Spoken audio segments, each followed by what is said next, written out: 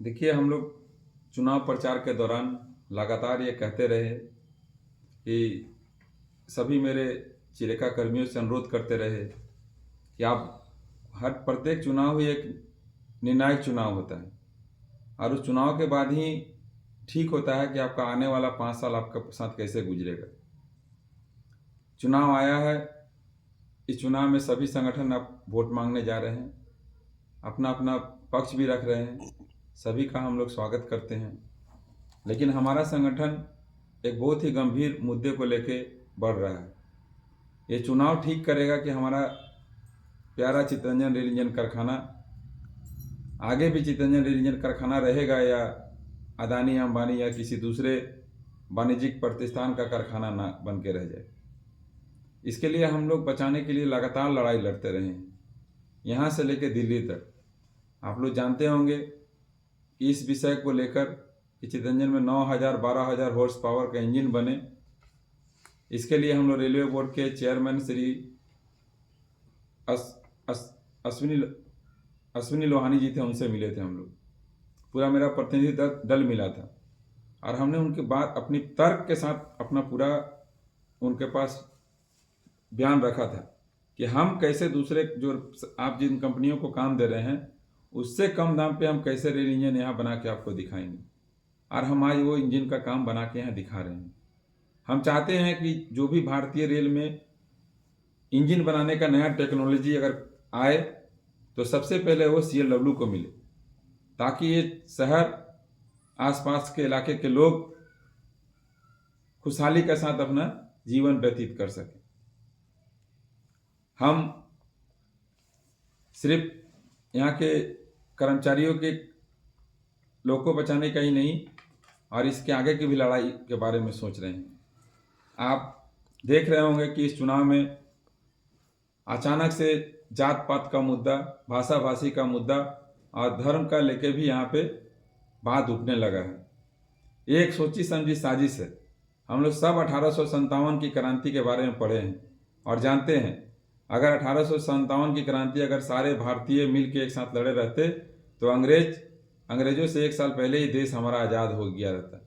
लेकिन उसकी विफलता, जात पात, भाषा भाषी, धर्म के नाम पे जो विद्वेष तैयार किया गया, उसकी विफलता के कारण ईस्ट इंडिया नाम की एक कंपनी लगभग यहाँ 90 साल तक शासन किया और लोगों का शोषण किया। उसके शासनकाल में ना कर्मचारियों को पेंशन मिलता था, ना DA मिलता था, ना ही कोई सामाजिक सुरक्षा उनका पास था। आज फिर हम उसी मुहाने पे खड़े हैं। आज फिर हमें रेल कर्मचारियों को जात पात में बांट के वोट को भाग करने का कोशिश हो रहा है और वोट इस तरह से बांटने की कोशिश हो रहा है कि जो सरकारी संस्थान को ख़त्म कर रही है, सरकारी नौकरियों को ख़त्म कर रही है, उन नौकरियों में जो आरक्षण मिलता था उनको ख़त्म कर रही है, उसके पक्ष में मतदान करने के लिए उनकी एक यूनियन है BRMS, उसके पक्ष में मतदान करने के लिए बोला जा रहा है।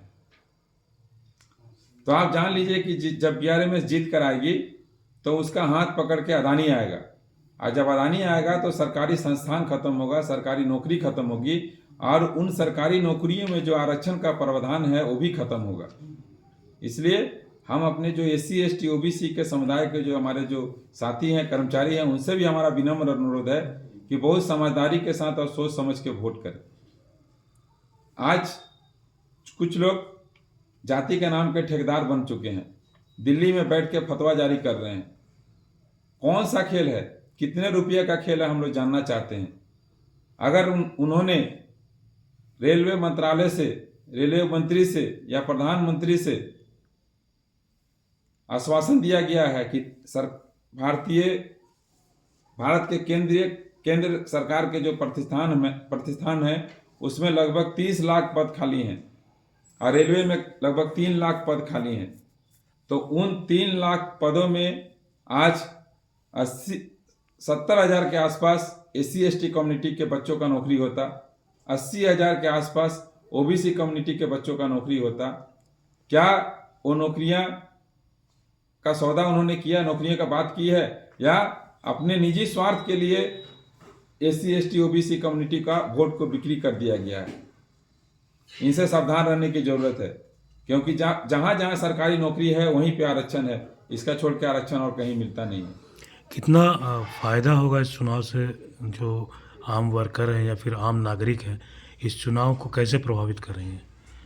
देखिए, पहले यहाँ पे चितरंजन में स्टाफ काउंसिल हुआ करता था। स्टाफ काउंसिल एक एडवाइजरी बॉडी था और CLW एडमिनिस्ट्रेशन आपकी उनका बात सुन भी सकती थी, नहीं भी सुन सकती थी।